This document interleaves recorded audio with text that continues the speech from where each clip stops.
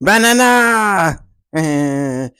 Bon, au vu de cette imitation quelque peu maladroite, et même foireuse, on peut le dire, vous aurez compris, je pense, ou du moins j'espère, qu'il sera aujourd'hui question de parler de Moi Moche et Méchant 4, ou en anglais Despicable Me 4, quatrième opus de la célèbre saga, toujours réalisé par Chris Renaud et co-réalisé par Patrick Delage.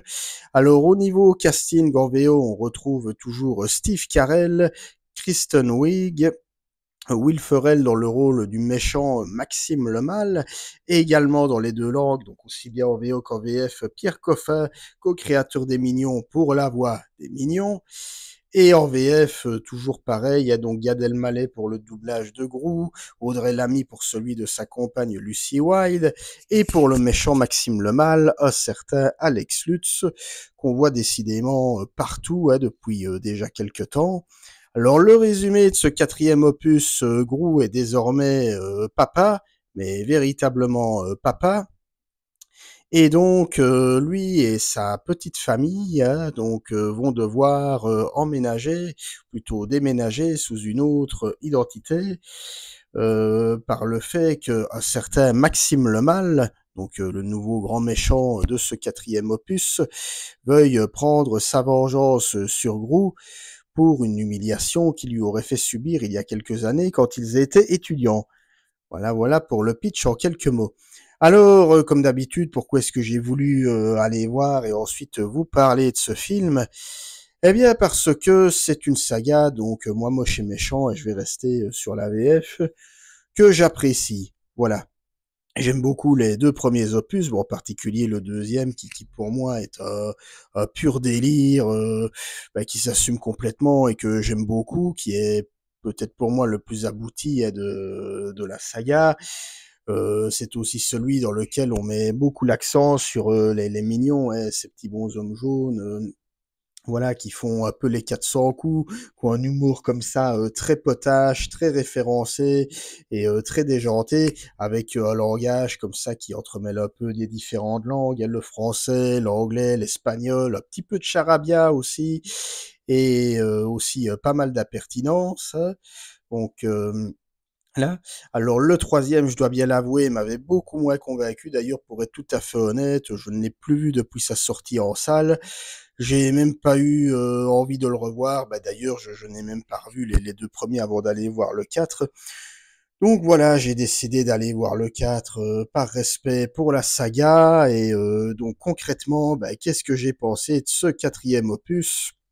Eh bien, sans le trouver extraordinaire, loin de là, j'ai passé un bon moment. Voilà. Sans surprise, pour moi, il est bien meilleur que le 3. Alors, je suis pas en train de dire que le troisième est une catastrophe, mais voilà, j'ai un rapport un peu paradoxal avec ce quatrième volet dans la mesure, et je vais y venir très rapidement, où j'ai l'impression qu'il fait vraiment comme si le troisième opus n'avait jamais existé. Pourquoi? Eh bien, pour la simple et bonne raison que toutes les informations qu'on avait eues dans le 3 ont clairement disparu de la surface, quoi. En gros, dans le 3, si vous vous rappelez bien, on se rend compte que Gru avait un demi-frère caché. Voilà, tout le film tournait quasiment autour de ça. Ici, dans le quatrième volet, on en parle quasiment plus du tout.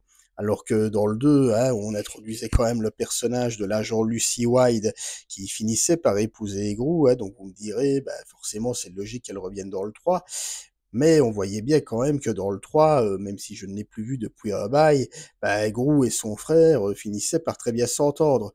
Donc on se disait, et c'est un peu le propre de toutes les sagas d'animation, que à chaque fois qu'il y a un nouveau personnage, dès qu'il y a un nouveau personnage par épisode, eh bien celui-ci reste au fil de la saga. Je pense notamment au chapeauté qui a été introduit dans Shrek 2, puis qui va rester dans le 3 et dans le 4, ou encore, voilà, le personnage d'Ellie, le mammouth, qu'on découvre pour la première fois dans l'Âge de glace 2, et ses deux frères opossums, qu'on va revoir par après dans le 3, dans le 4, puis dans le 5, et j'en passe dans toutes les sagas d'animation, même je pense également à Toy Story avec Jessie la Cowgirl et pile poil le cheval. Et ici, non, plus de traces, plus aucune mention du demi-frère de Grou, dont je ne me rappelle même plus du prénom, si ce n'est qu'il avait été doublé en VF par le frère de Gad Elmaleh, Harry Elmaleh. Et voilà, c'est un petit peu comme si ils avaient pris en compte les critiques. Alors j'ai cru m'apercevoir, fait que de manière générale, le troisième volet, ce que je peux comprendre, plaît beaucoup moins que les deux premiers. Et est-ce qu'ils se seraient dit qu'ils allaient faire en sorte que le troisième n'avait jamais eu lieu pour repartir direct sur, j'ai envie de dire, sur la fin du deuxième, parce que très honnêtement, ce quatrième volet pourrait très bien être le troisième, hein. C'est-à-dire qu'en gros, voilà, si vous n'avez jamais vu ces films, que vous regardez les deux premiers et puis que vous allez directement voir le 4, honnêtement, vous ne serez pas perdu, quoi. Vous ne serez pas dépaysé.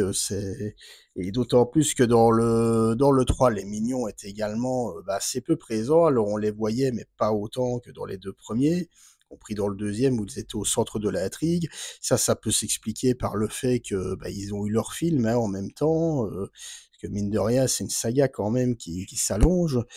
Et ici, les mignons, ils sont quand même fortement présents, quoi, je veux dire.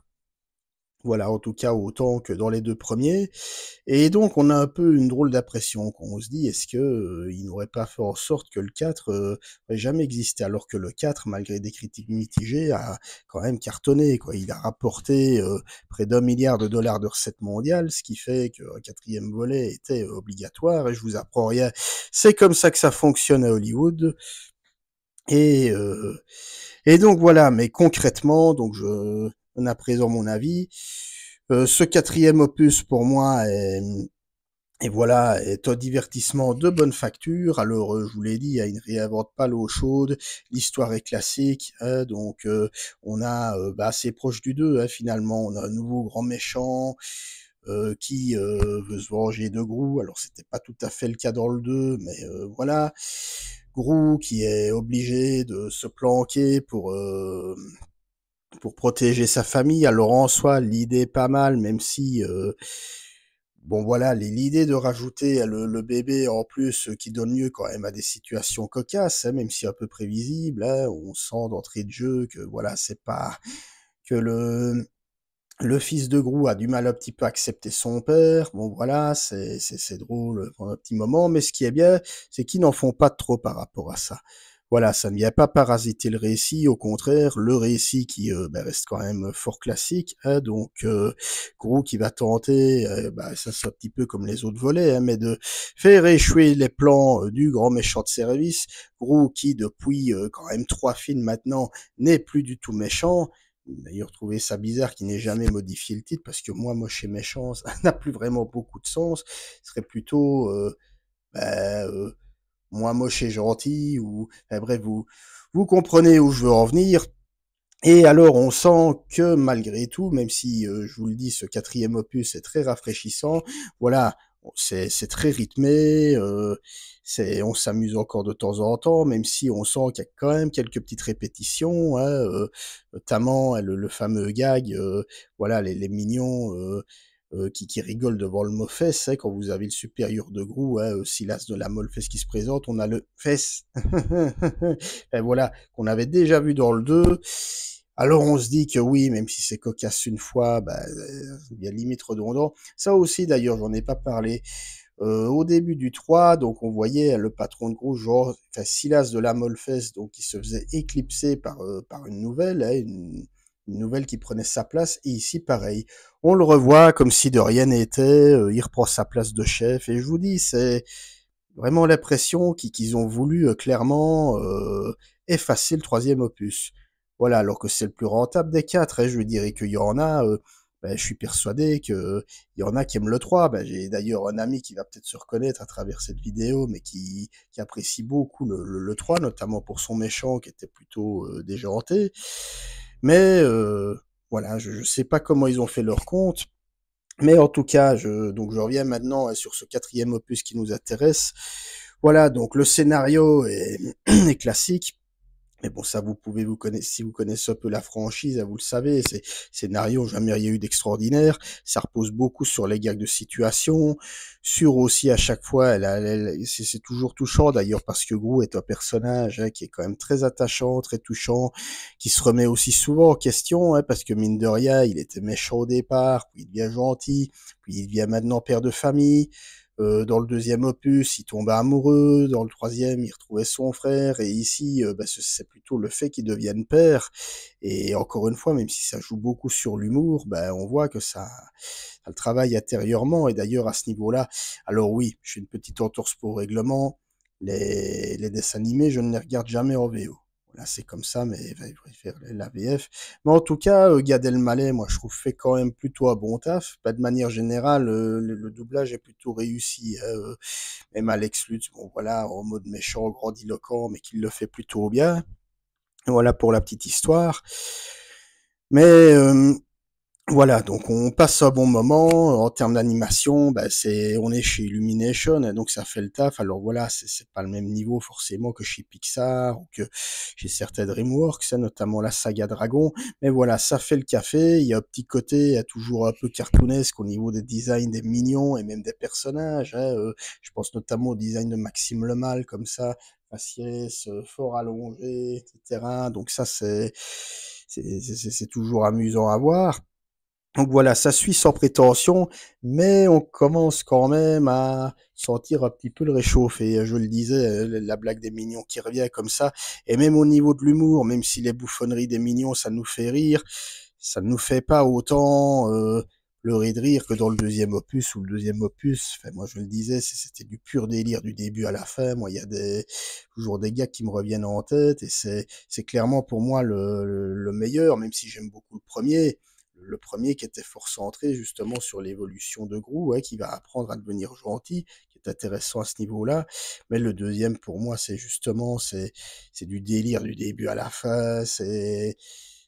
Voilà, c'est efficace du début à la fin. Moi, les scènes avec le poulet, toutes les scènes avec les mignons, et même le méchant, El Macho, doublé par Eric Cantona, enfin, pour moi, c'était un pur régal.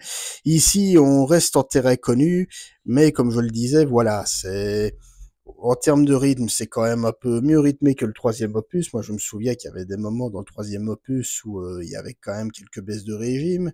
Ça tournait aussi un petit peu en rond, même l'histoire entre Gru et son demi-frère, où, bon, ok, c'est intéressant, mais au final, ça donnait pas grand-chose. Là, la preuve, c'est que le frère, ici, il existe quasiment plus, j'ai envie de dire. Voilà, on sait pas où il est, on sait pas ce qui lui est arrivé. Bref, le fait qu'on ait choisi à l'époque d'écarter les mignons au profit de leur film, en soi, c'est intéressant, mais on sent que c'est un peu comme si on enlevait Scrat de l'âge de glace. Je veux dire, à un moment donné, si on enlève la caution humour, ça perd un petit peu de sa substance, parce qu'on va pas se mentir, ce qui participe au succès de cette saga, c'est aussi les mignons. Même si je dis le reste des personnages, je parlais de Gru, je pense aussi à la petite Agnès, personnage aussi très attachant, très amusante, le personnage de Lucie, aussi la femme de Gru, qui évolue bien, et et aussi au niveau des répliques, on a encore quelques répliques comme ça, bien saillantes, à la pop culture, qu'on retrouve ici, dans le quatrième volet. C'est et quelques bonnes idées, aussi, comme ça, et alors j'en ai pas encore parlé, mais les séquences d'action qui, voilà, on le sait, Gru est désormais agent secret. Il y a des séquences qui sont dignes, même comme ça, de certains vieux James Bond, de période Roger Moore, qui, en animation, fait bien le café, je le redis, ça y va, et c'est assez efficace, assez dynamique. Donc voilà, donc grosso modo, moi Moche et Méchant 4, bon divertissement. Je pense qu'il vaudrait peut-être mieux s'arrêter là, parce que non pas que ça baisse en qualité, mais on sent qu'on a fait un petit peu le tour des personnages. Voilà, Gru est maintenant papa, on a l'impression que son accomplissement psychologique est désormais accompli. Je le disais, au niveau des mignons, c'est toujours sympa de les voir, mais on sent qu'il y a quand même eu 2 films qui ont été centrés sur eux avant, donc on se dit que la redondance commence quand même à pas se faire sentir. Donc, j'ai envie de dire, que peut-être éventuellement, enfin ça encore une fois, c'est les résultats du box-office, vous me direz, mais 5e opus n'est peut-être pas indispensable, hein, quand on voit ce que ça a donné, notamment avec l'Âge de glace. Voilà, bien que j'apprécie l'Âge de glace 5, hein, mais bon, voilà. Mais voilà, si en tout cas, si vous nous avez été déçus par le 3 et que vous craignez ce 4e opus, vous pouvez y aller sans crainte. Je vous dis, il est pour moi dans la lignée des 3 premiers. Je dirais même qu'on peut, je vous dis, ça pourrait vraiment faire une trilogie cohérente, hein, le 1, le 2, le 4. Il est moins déjanté que les 2 premiers, mais voilà, c'est peut-être, je dirais si je devais entre le 1, le 2 et le 4, je compte pas le 3, c'est peut-être le moins bon, mais voilà, il y a tout ce qui fait le sel de la saga, quoi. De l'humour, de l'action bien menée, des personnages à la fois attachants et déjantés juste ce qu'il faut. Voilà, quoi, on retrouve les ingrédients classiques, mais voilà, on s'ennuie pas, c'est un bon divertissement d'été et vraiment, voilà, je vois pas vraiment ce que je peux dire d'autre, mis à part que, voilà, j'en attendais rien, surtout après un 3e opus décevant. Bon, peut-être que si je le revois un jour, peut-être que je changerai peut-être d'avis, mais j'en suis pas sûr, voilà. Mais en tout cas, voilà, bon petit divertissement, quoi, bonne surprise, et comme je vous dis, si la saga peut vraiment se terminer comme ça, eh ben, ce serait pas plus mal, voilà. Si vous avez aimé cette vidéo, ben, n'hésitez pas à la liker, à la partager, à le bouche à oreille, c'est toujours utile. N'hésitez pas à me suivre, vous connaissez hein, les réseaux sociaux, Facebook, Twitter, Instagram, TikTok et tutti quanti. Quant à nous, on se retrouvera très vite pour parler forcément de cinéma. Vous le voyez, il y a un nouveau décor maintenant qui s'est mis en place depuis mon nouveau concept Mac Compile, enfin Mac Collect, où je me suis dit, ben voilà, une chaîne de cinéma euh, avec quand même un minimum de décoration propre au cinéma, ben ça a quand même plus de gueule que de me voir en train de parler cinéma avec une porte derrière. Bon voilà, comme quoi je peux tenir compte aussi des critiques de temps en temps. Mais bon, soit. Donc on se retrouvera pour parler de pas mal de films. Il y a évidemment le nouveau Yorgos Lanthimos, hein, que je n'ai pas encore vu et qu'il me tarde de voir hein, prochainement. Il y aura également Deadpool et Wolverine. Comme je vous l'ai dit, il y aura une rétrospective Deadpool et également bien d'autres choses hein, que vous découvrirez par la suite. Quant à moi, je vous souhaite d'ores et déjà une bonne semaine à vous et à très bientôt. Ciao, salut.